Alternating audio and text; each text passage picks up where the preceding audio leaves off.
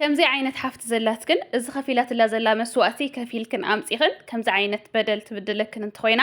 እንድዒ ኣይኮነ ዶ ንሳ ነቢራቱ ኣነ ጽሑፋ ከንብቦ ከለኹ ዝተሰምዐኒ ሰላምታ ኣይረሳዕኹን ፍትዋት ተኸታተልተይ ብመጀመርያ እንኳዕ ኣብፅሐኩም ትማልስ ተሰሪሑ ዝነበረ ቪድዮ ፖስት ስለ ዝገበርኩ እየ እምበር ብዙሓት ዝተወሰነ መዓልቲ ጠፊአ ቀኒየ ናፅሓፍኩም ለይ ቀኒኹም ኢኹም ኣብ ኮሜንት እውን ተሓትኑ ነርኩም ኢኹም እሞ ንእሽተይ ቢዚ ስለ ዝቐነኹ እየ ካብ ሎሚ ኣይጠፍን ዝተሻቐልኩም ለይ ግን የቐኒየለይ ደጊመ ርሑስ በዓል ይግበረልኩም ፍትዋት ተኸታተልተይ ናብ ናይ ሎም መዓልቲ ዛንታ ከብለኩም እየ ከምቲ ኩሉ ግዜ ምኽርኩም ለግሱላ ሰናይ ምክትሳል እዛ ናይ ዝሓፍትና ዛንታ ከምዚ እያ ስብል ሰላም ኣቢ ተኸታታሊት ከእየ እሞ ምኽረደሊ ኣነ ኣብ ስዑድ እየ ዘለኹ ናብ ስደት ንኸመፅእ ናይ ምሽዋር ሓወ እዩ ከፊሉለይ ነይሩ ሰሪሐ ከዓ ከፊለዮ መሻርፍ ኣብ ዝሰኣኖ ከዓ ይልእኸሉ ነይረ ካብኡ ንዓዲ ኸይዱ ለ ምስ ኣሕዋተይ ይሰደሉ ነይረ እዚ ሓወይ ወድነይ ወደቦይ ኣይኮነን ወደቦ እዩ ብኽርጓሉ ኣላቶ ብዕድመስ ቆልዓ እያዋ ግን ክኸድየ ኢላ ኣብያቶ ፀገምለ ነይርዎ ኣማኺሩኒ ፀገም ኣለኒ መፅያ እንተትሰርሕ መሓገዘትና ግን ህፃን እያዋ ዓሪፋ እንተተቐመጠትስ ክነመርዕዋ ይብለኒ ኣራኸበኒ ይብሎ እሞ ክመፅእ ተቐበልኒ ኣቦይ ተለቂሑ እንተመርዒኒ ግን ፈቲሐዮ ክጠፍእ እየ ናብኣ ክመፅእ እየ ትብለኒ ትምህርቲ ከተምሃሪ ዋላ ተለቃቂሕና ስራሕ ክንከፍተልኪ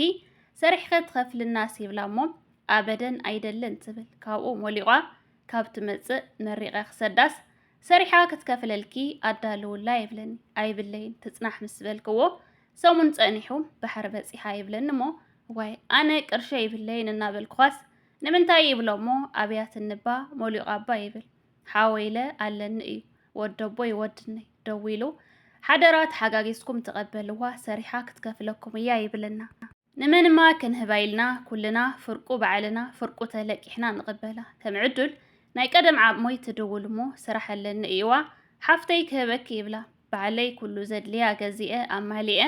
ናብ ስራሕ ወሲደ ኩሉ ርእየያ ይምለስ ካብኡ ገንዘብ ሓፂሩንስ ናሰይ ነበረት ሞባይል እየ ሂበያ እሞ ስናብ ምውራድ ቲክቶክ ምውራድ ኣብያትኒ እያ ክገዝእ እየ ትብለኒ ወርሓ ኣይመልአትን ፅንሒ ካበይ ከምፅእ ይብላ እሞ ይኮርየላ እሞ ብሰብ ጌራ ኣተርጊማ ናይ ወርሒ ደሞዛ ዓሞኣ ከም ትገዝአላ ጌራ እናተደዋወለት ስናብ ቲክቶክ ኣውሪዳ እዛ ሰበይቲ ደው ኢላ ሓፍትኺ ኣይትሰርሕን ኣብ ጀዋልያ ምሕዳራ መውዓላ ትብለኒ እሞ ይኮርየላ ድሓር ሓወይ ፀጊምዎ እዩ ነይሩ እዙ ኣብ ስዑዱ ዘሎ ሰሪሓ ክትህቦ ደልየ ነይረ ግን ኣቦኣ ስለ ዝፀገሙ ስደድሉ ኢለያ እዘን ካብ ናይ ሞባይላ ዝተረፋን እዘን ደሞዛን ብናተይ ሓዋል ጌራ ትሰደሉ ብድሕሪኣ ግን ክትህብየ ኢኺ ወርሒ ምስ መላእኺ ምስ በልክዋ ማለት ኣብ ሳልሳይ ወርሓ ስልኪ ምልዓል ኣብያትና ይፅሕፈላ ኣብ መስመር እናሃለየትስ ዘይትምልስ ቅርሹ ክትህቦ ዘይትደሊ ንዙ ሓወይ ካብኡ ንዓሞይ ደው ኢለ ወርሓን ተመሊኣ ናባይ ደው ኢሊ ሰዋ ክሰደልክ እየ ቅርሺ ክትህብዮ ይብላ ደው ኢላ ቅርሸይ ትሰደለይ እሞ ደሞዘይ ዘይሃበትን ክትብል ትድውለለይ ሰዲዳትለ እያ ምስ በልክዋ ዋይ ከይክሕደኩም ዲኹም ቀሲለ ዶ ኣይሂበኩምን እንታይ ዶ ኢላ መዓት ትዛረብ እሞ ቆልዓ ኮይና እያ ኢለ ንደተይ ተፃዊረ ሱቕ ይብል እዚ ዓረብ ከዓ ተምርረኒ እዚ ሓፍተይ ይመኽራ በቃ መልሓሳ ደርቅና ውሽጥኻ አንድ ድያ ተብሎ ግን ንመን ክህባ ኢለ ወርሒ እዚ ዓረብ ትሰደለይ ንሓወይ ከፊለ ናይ ባዕለይ ይቕበል ኣለኹ ናይ ቅብኣት ናይ ሻምፖ ኣብ ታክሲ ሒዙላ ይኸይድ ቅርሺ ሒዙለይ ይመፅእ ድሓር እዚ ሓዋሊ ተደዋወሎ እሞ ታክሲ ናብ ዝኾነ ቦታ ውሰደኒ ትብሎ ናበይ ኢልዋስ ናብ ዝኾነ ቦታ ኢላ ሽማ ነጊራቶማ ናባይ ደው ኢሉ ኣቲ እዚ ሓፍትኽስ ከምዚ ኢላትኒ ኢሉኒ ክወስደክስ መዓዚኺ ክትከዲ ንምንታይ ኢኺ ክትከዲ ኢልካ ሕተታ ኢለዮማ ናብ ስራሕ እየ ክኸድዋ ንሓፍተይ ከይትነግራ ኣብቱ ስራሕ ኮይነ ክነግራ እየ ሕዚ ግን ኣይትሰደንን ካብዙይ ክወፅእ ኣይትደልየንን ቀዋሚ ስራሕ ረኺበ ብኽባር ኢላቶ ኣሚናቶ በሊ ክሓተልክ እየ ታክሲ ኢልዋስ ደው ኢሉ ናብ ስራሕ እየ እንተደሊኻ ደላሊ ከረኸበካ ኢላትኒ ግን ከይትዛረብያ ኢሉኒ ካብኡ ግን ባዕለይ ፌስቡካ ከፊተላ ስለ ዝነበርኩ ብስልከይ ሊጋ ኣውት ኢለ ናብ ፌስቡካ ይኣቱ እሞ ዘይሓሰብክዎ ንክሓስብ ስለ ዝገበረትኒ ካብኡ ተጀናጂና ወዲ ኣይረኽባ ብንደት ዘረባ እናጠፈአኒ ከይትጃናጀኒ ኢኺ ኢለ ይመኽራ እሞ ዋይ ዕላማ እዩ ኣምፂእኒ ሰብኣይስ ኣብየ እየ መፅየ ሰብኣይ እንተትደልስ ምተመርዖ ዶ እያ ትብለኒ ነይራ ይሓታ ከምዘይፈለጥኩ እሞ ምሕል ተብለለይ ንምንታይ እየ ዓሙኺ ኣብ ስልክ እያ ትሓደር ትብለኪ ይብላ እሞ ምስ መሓዙተይ ትብለኒ ስልኪ ብስሩ ኣይተቋረፅን እያ ትብለኒ እዚ ዓረብ ካብኡ ቅርሺ ሃብኒ ኢላ ብሰብ ጌራ ነዚ ዓረብ ኣተርጊማ ነጊራታ እዚ ዓረብ እሺ ኢላታ ነይራስ ንዙ ታክሲ ትድውለሉ እሞ ኣራኸበኒ ወዮ ምሽዋር ትብሎ እሞ እዙይ ዝኾነሎ ኣብ 7ይ ወርሓ እዩ እዚ ዓረብ ይድውለላ እሞ እሺ ክህባ እየ ፀጊሙኒ ኢላትኒ ሓንቲ ጓል ነጊራትኒ ብስልኪ ኣራኺባትኒ ትብለኒ ከይትህብያ ኢለ የእምና እሞ ትሰደለይ ካብኡ ደው ኢላ ንምንታይ ቅርሸይ ንዓኸ ትህበኪ ፀጊሙኒ ኣቦይ ፀጊምዎ ክሰደሉ ነይረ እናበለት ብንደት ትዛረብ እሞ ነቦኺ ክሰደሉ እየ ድሓር ትህብና ክድውለሉ ፀጊሙኒ ስደድለይ እንተይሉኪ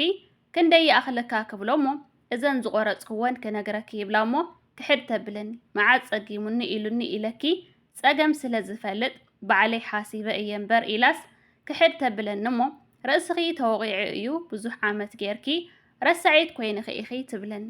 ብንደት ይፀርፋ እሞ ናብ ኣቦኣ ደው ኢላ ፀሪፋትኒ ቅርሸይ ሃብ እናበለት ክሰደልካ ተበልኩ እምቢ ዋላ ይፀግሞ ኣይትሰድሉን እናበለት ብሓይሊ ትወስደላ ንሳን ሓዋን ቅርሺ ሃቢ ቀልጥፍ እናበሉ የፈራርሑኒ ኣለው ኢላ ምልእ ኣቢላቱ ሓወይ ደው ኢሉ ክበልዐኒ ኢሉ ናብ ኣቦይ ከይዱ ወደ ኣቦኣ ስለ ዝኾንኩ ጓለይ ተሰቀያላ ባዕለይ ተለቂሐ ተቐቢለያስ ንጓለይ ተሰቀያላ ኢሉ ምስ ኣቦይ ኣባኢሱኒ ስራሕ ገዲፋ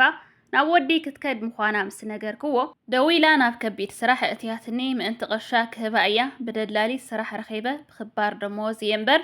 ቀኒ እያ እምበር ናብ ወዲ ኣይከይድን ኢላቶ ካብኡ ስክሪንሻት ዝገበርክዎ ኣለኒ ይፈልጥ እየ ከምቲ ጃናጀኒ ኢለያስ ኩሉ ደሊታቶ ፀኒሓትኒ ኣብ ሓደ ለይቲ እተን ዝቀረፅክወን ግን ብዕልግናታት ዘለዎ ኣነዋሪ እዩ እንታይ ፈሊጣትሉ እያ እንድዒ እሞ ከዓ ገና ትሕቲ ዕድመ እያ ናብ ሓወይደ ክሰደሉ ናብ ኣቦኣ ኣቦይ እውን ስለ ዝተባእሰኒ ግን ከዓ ኣሕፊሩኒ ንባዕላ ሰዲደላ ግን ዘቀናበርክዮ እዩ ኢላ ብሎክ ጌራትኒ እቲ ዋና ምክረ ዝደልየሉ ቅርሽና ተቐቢልና ልቃሕና ምኽፋልና ንባዕልና እውን ምውሳድናስ በዲልና ያዲና ንሓወይ ምሃባስ እዚ ኩሉ ተንከራቲቱ ዘምፅኦ ኣብ በረኻ ስረ ከይቀየረ ዝሰደድላ ምቕባሉ በደልድዩ በቃ ፈተውቲ ቅርሺ ጓለይ የፈራርሕዋ ኣለዉ እናበለ የፀልመና ኣሎ ምስ ጓሉ ኮይኑ ኣቦይ በቃ ተባኢሱና ኣእሚንዎ ካልእ ምክረ ዝደለ ኩሉ ዕዳኣን ተወዲኣ ክትወፅእ እያ እቲ ወዲ ከዓ ከም ኣቆልዓ እዩ ሂወታ ክባላሾ እዩ ጨኒቁኒ ከይጭክን ነገር ስጋ ኮይኑኒ እና እንታይ ክገብር ዝተረፈ ቅርሸይ ከይሃበትኒ ከይትወፅእ ኣብ መኻንየ ንዓሞኣ ኣእሚነያ እየ ግን ክቕበሎ እናሃለኹ ዕረ እናጣዕመኒ እየ ዝቕበሎ ዘለኹ ቅርሸይ ከይገድፍ ግን ህልኸት ሒዛትኒ ኣነስ ካልእ እየ እናምኸርክዋ ነይረ ተሓጋጊዝና መሬት ክገዝአላ ዕዳኣ ምስ ወድአት ኣቦኣ ክገዝአላ ዕድማኣ ከይሓልፍ ብገናኣ ገዛኣ ክትሰርሕ ግን ኣፍቂራ ኣብ ካልእ ደረጃ ኣትያ እሞ ዘይረብሕ ከምኣ ቆልዓ እዩ እና በቃ ህራስ ኣቢኒ ምስ ኣቦይን ምስ ኣቦኣን ብኸመይ ክዕረቕ ጠቐሊልኪ ኣማኽረኒ ኣበይ ሓፍተይ ዝብል እዩ ዛንታኣ ከምዚአን ዓይነት ሓዋት ዘለዋኽን የኽእልክን ትዕግስቲ ሃብክን እምበር ከቢድ እዩ ኣነ እኳ እዚ ፅሑፋ ከንብቦ ከለኹ ዝተሰምዐንሲ ብጣዕሚ ሓሪቐ እዚ ሓፍታ ማዕረኽ እንዴት ሓርቕ ትኸውን እንድዒ ብሓፈሻ ከመኸረክ ዝደሊ ቀዳማይ ምኽረ ደልያትሉ ዘላ ከም ዝሰማዕኹምዋ ዋላ ኣብ ዘሪከርድ እውን ሰዳትለይ ዘላ ብዛዕባ እዚ ቀሪፃ ሒዛቱ ዘላ ብጣዕሚ ኣነዋር ዝኾነ ከምዚ ንሳ ፅሒፋቱ ዘላ ብዕልግና ዝኾነ ስክሪንሻት ቀሪፃ ሒዛቶ ዘላ ኣቦኣ ንኸኣምነኒ ብሰቦይ እውን ንኽዕረቕ ክሰደሉ ዶ ካልኣይ ድማ ካብ ዘላቶ መስመር ከመይ ገይረ ከውፃእ ከመይ ገይረ ናብ የማን ክምልሳ ካልእ ድማ ገንዘብና ኣነን ሓወይን ዝተለቃሕናዮ ይኹን ካብ ጁባና ዘውፃናዮ ገንዘብ ብምምላሳ ንሳ ሰሪሓሲ በደለኛታት ዲና ዝብል እዩ ቀዳማይ ብዛዕባ ገንዘብ ዝኾነ ባሕረኛ ይኹን ብኢጋማ ይኹን ብዝኾነ ይምፃእ እንተስ ካብ ጁባኹም እንተስ ተለቂሕኩም እንድሕር ኣ ተቐቢልኩምዎ እስኹም ገንዘብኩም ናይ ምቕባል ናይ ምሕታት ሙሉእ መሰል ኣለኩም ንሱ ድማ ሰሪሑ ልቑሑ ናይ ምምላስ ግዴታ ኣለዎ ማለት እዩ ልክዕ ንስኺ ትማሊ ክትመፅእ ከለኺ ሓውኪ ተቐቢልኪ ንሓውኪ ሰሪሕኺ ናይ ምምላስ ግዴታ ስለ ዘለኪ ገንዘቡ ዝመለስክሉ ንሱ እውን ካብ ሓፍቱ ገንዘቡ ናይ ምቕባል መሰል ስለ ዘለዎ ገንዘብኪ ዝተቐበለኪ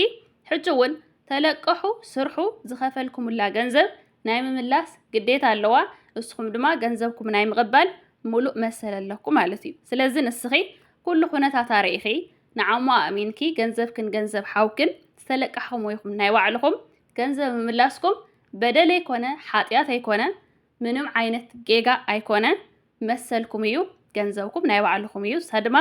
ሰሪሓ ናይ ምክፋል ሙሉእ መሰል ኣለዋ ማለት እዩ ሓደ እዚ ሓውክን ባዕሉ እንድሕር ኣትማሊ ባዕሉ ተቐቢልክ እንድሕር ንስኺ ሰሪሕ ከፊልክዮ ገንዘቡ ተቐቢሉ ሲ ክርዳእ እዩ ዝግብኦ ነይሩ ስደት ዝረኣየ እንድሕር ደኣ ኮይኑ ኣብዚ ዓዲ ዝነበረ እንድሕር ኮይኑ ማለት እዩ ግን ካብኡ ናብኡ ጓሉ ስለ ዝኾነት ንእሽተይ ጓሉ ክትቀርቦ ትኽእል ክትእምኖ እውን ትኽእል ኢለ እየ ኣነ ሓሲበ ዛዛንታ ምስ ኣንበብክዋ ስለዚ ብዛዕባ ገንዘብ ምንም ዝሕፍር በደል ይኹን ጌጋ ኣይብልኩምን እየ ዝብለኪ ካልኣይ ከዓ እዚ ስክሪንሾት ቀሪፀዮ ዘለኹ ናወቦኣ ዶ ክሰደሉ ምስ ኣቦይን ምስ ኣቦኣን ማለት ምስ ሓውክን ምስ ኣቦኹን ንኽዕረቕ ክሰደሉ ዶ ዝበልክዮ ሓደ እዛ ቆልዓ ህፃን ስለ ዝኾነት ከምዚ ዝበልክዮ ከምዚ ዓይነት ከምቲ ዝበልክዮ እቲ ቀሪፅክ ሒዝክዮ ዘለኺ ናብ ኣቦኣ እንድሕር ሰዲድክዮሲ እንታይ ዓይነት ኩነታት ክፍጠር ይኽእል ኣብ ግምት እትው እዩ ማለት ሓደ ሂወታ ክባላሾ ይኽእል ናብ ዘየድሊ ነገር ክትኣቱ ትኽእል ካልኣይ ኣብ መንጎ ወላድን መቸም ኣብ ስደት እያ ዘላ ጓሉ እያ ስጉኡ እያ ኣብ ስደት እያ ዘላ እንታይ ዓይነት ክፍጠር ይኽእል እንታይ ዓይነት ስምዒት ክስምዖ ይኽእል ንሳኻ እንታይ ዓይነት ስምዒት ስማዕ ይኽእል ሲ ኣብ ግምት እትው እዩ ናብ ኣቦኹ ይኹን ናብ ኣቦኣ ይኹን ናብ ሓውክ ዋላ እንተዘይትሰዲ ከም ሓደ ምስክር ኣብ ሞባይል ክሓዝዮ እምበር ዋላ ንዓኣስ መፈራርሒ ዝተዘይትገብሩሉ ምክንያቱ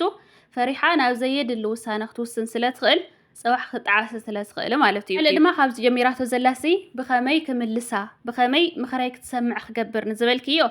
ሓደ መጀመርያ መኺርካ ክትምልሶ ትኽእል ሰብ ምኽሪ ሰብ ዝሰምዕ ተኾይኑ እቲ ተኸቲልዎ ዘሎ መንገዲሲ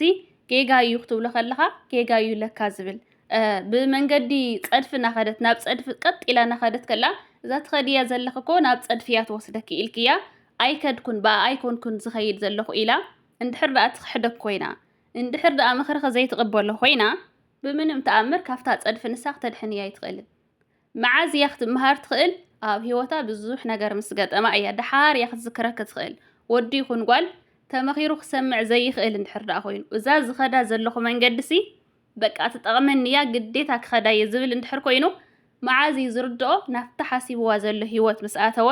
ኣፍታ መስመር ንሳ ምስ ወደቐ እዩ ነቲ ዝመኽሮ ነቲ ዝሓልየሉ ሰብ ዝዝክሮ ንስኺ ሕጂ ምንም ግበሪ ክትምልስያ ኣይትኽእልን ከምዚ ኣብዛ እንተኸ ዝተረዳእኽዎ እንድሕር ሓደ ትኽሕደክ ኮይና ካልኣይ ከዓ ድርቕ ኢላ እንድሕር ትካትዕክ ኮይናሲ ብጣዕሚ ከቢድ እዩ ስለዚ ንስኺ ስቕ ኢልክ ገንዘብ ክትቐበሊ ብርግፅ ስጋ እዩ ይሐምም እዩ ኣይኮነን ስጋኸስ ካልእ ዋላ ትፈልጦ ሰብ ኮይኑስ ናብ ዘየድሊ ገና ብጋሻ ኣኸላ ናብ ከምኡ ዓይነት ኩነታት ምእታዋ ኣይሕምምን ማለት ይሕምም እዩ ነገር ግን ምንም ክትገብረ ኣይትኽእልን ልዕሊ ዓቕምከ ስለ ዝኾነት በቃ ነቦኣ ግን ክመኽራ ከም ዘለዎ ክኾርየላ ከም ዘለዎ ቃል ከእትዋ ከም ዘለዎ ብትሕትና ኣረድ እዮ ተሰሚዓቶ ንሱ እውን ሰሚዕኪ እንተመኺርዋ ኣብኡ ሓሊፉ ግን ንስኺ ጉዳይ ስደትኪ ጉዳይ ዕላማኺ ጉዳይ ሂወትኪ ጥራይ ግበሪ በቃ ግደፍያ እየ ዝብለክ ኸበርቲ ሓፍተይ ንሎማዓልቲ ዝነበረትና ፃንሒት እዚኣ እያ ትመስል ኣብ ቀፃሊ ቪድዮ ክስካዕ ንራኸብ ሰሰድና ይንዓኹም ባይ ባይ